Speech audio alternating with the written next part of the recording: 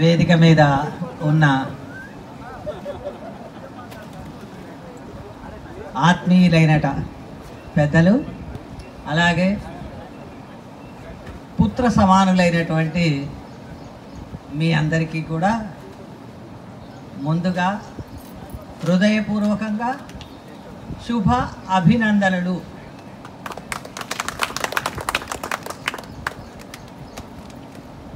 ఎందుకు అంటే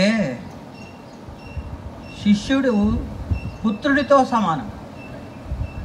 ఇంకొక మాటలో చెప్తే పుత్రుడి కంటే కూడా శిష్యుడు అధికం, ఎక్కువ. ద్రోణాచార్యుడు తన కుమారుడికి చెప్పనటువంటి విద్యలను అర్జునుడికి చెప్పినాడు, కుమారుడికి చెప్పలే. పద్మవ్యూహము కేవలం అర్జునుడికే చెప్పినాడు, కొడుకు చెప్పలే. అట్లాగే బ్రహ్మాస్త్రము లేదా బ్రహ్మశిరోనామకము అంటారు, ఈ అస్త్రాన్ని కూడా అర్జునుడికి ఇచ్చినాడు.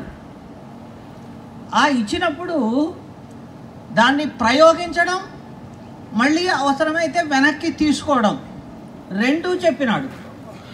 కొడుకేమో ప్రయోగించడం ఒక్కటే చెప్పు, నువ్వు కూడా మాట్లాడాలా? ఎందుకంటే నా కొడుకు దుందుడుకు మనిషి అని ఆయనకు ముందే అర్థం.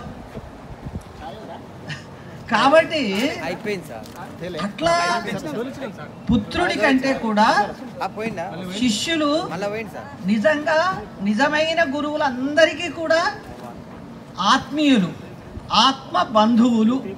వాళ్ళతో ఉండే ఆ సాన్నిహిత్యాన్ని ఎన్నడూ ఎవరు, ఏ ఉత్తముడైన ఆచార్యుడు కూడా మరచిపోయే ముచ్చట లేదు. అదే సాందీపని దగ్గర రామకృష్ణులు విద్యాభ్యాసం చేశారు. 60 రోజుల్లో 60 కళలు నేర్చుకున్నారు వారు. చతుషష్ఠి కళలు కదా, అంతే. రోజుకొక కళ.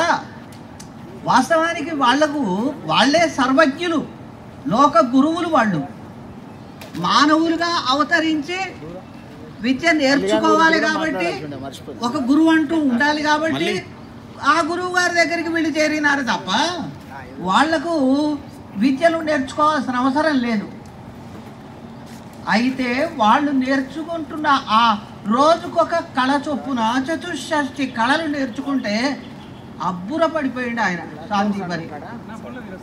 అయిపోయిందండి, మేము విద్యాభ్యాసం పూర్తి చేసినాం, మీకు గురుకక్షణం ఏమి ఇవ్వాలి, గురుదక్షిణ అంటే ఆయనకు నోట మాట రాలే. ఎందుకు రాలేదు?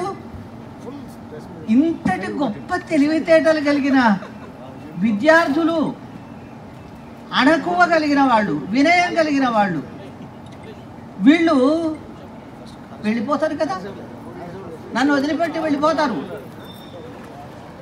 ఏమిటి? ఆయనకు మనసు ఒప్పలే, మాట మాట్లాడలేకపోయాడు. కొంతసేపటి కృష్ణుడు మహానుభావుడు కదా, కాస్త ఊరడించి అయ్యా మేము ఇట్లా వెళ్తాం సరే చెప్తే ఆయన తేరుకున్నాడు. ఏమిటి గురుదక్షిణ ఏమి ఇవ్వాలి, ఏమిస్తావు, ఏమిస్తే గురువుకు దక్షిణ పూర్తవుతుంది, ఏమి పుచ్చుకుంటే ఇంతకంటే శిష్యులు గొప్పవాళ్ళు లభిస్తారు, ఇంతకంటే గొప్ప శిష్యులు లభించరు. వీళ్ళు